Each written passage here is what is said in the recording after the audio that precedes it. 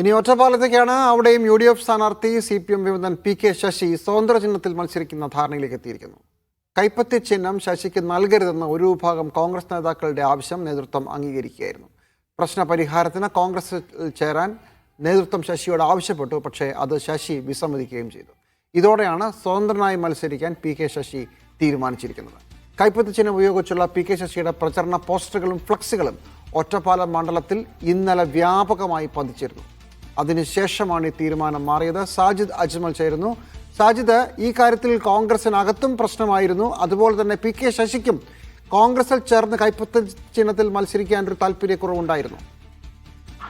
Jimmy, തീർച്ചയായും. കാരണം PK Sasi CPM വിട്ട് പിന്നീട് ചേർന്നത് ഈ മാർക്സിസ്റ്റ് ജനാധിപത്യ കൂട്ടായ്മ എന്ന ഒരു സംവിധാനത്തിലാണ്. അത് സ്വാഭാവികമായും ഒരു രാഷ്ട്രീയ പാർട്ടിയായി രൂപീകരിക്കാൻ നിൽക്കുകയാണ്. PK ശശി കോൺഗ്രസിന്റെ ഭാഗമായി മാറിയാൽ പിന്നീട് അത് പൂർണ്ണമായും ഇല്ലാതാകും. അതുകൊണ്ട് ഈ PK ശശിക്കൊപ്പം നിൽക്കുന്ന ഈ മാർക്സിസ്റ്റ് കൂട്ടായ്മയിലെ വ്യക്തികൾ ഒരു കാരണവശാലും PK ശശി കോൺഗ്രസിൽ ചേരരുത് എന്നുള്ള ആവശ്യം എടുത്തു.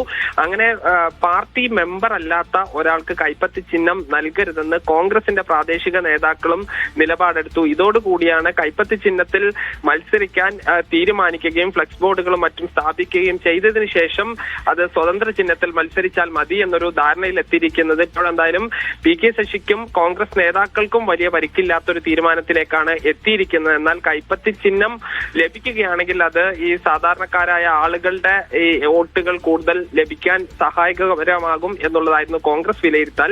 എന്നാൽ PK ശശി പറയുന്നത് CPMന്റെ ഒരു വിഭാഗത്തിന്റെ വോട്ട് തനിക്ക് വലിയ തോതിൽ വരും, അത് കൈപ്പത്തി ചിഹ്നം അല്ലാതെ മത്സരിക്കുകയാണെങ്കിലാണ് കൂടുതൽ കിട്ടാൻ സാധ്യത എന്നുള്ളതാണ്. ഇപ്പോഴെന്തായാലും കൈപ്പത്തി ചിഹ്നത്തിൽ അല്ലാതെ ഒരു സ്വതന്ത്ര ചിഹ്നത്തിൽ മത്സരിക്കാനുള്ള തീരുമാനത്തിലാണ് എത്തിയിരിക്കുന്നത്.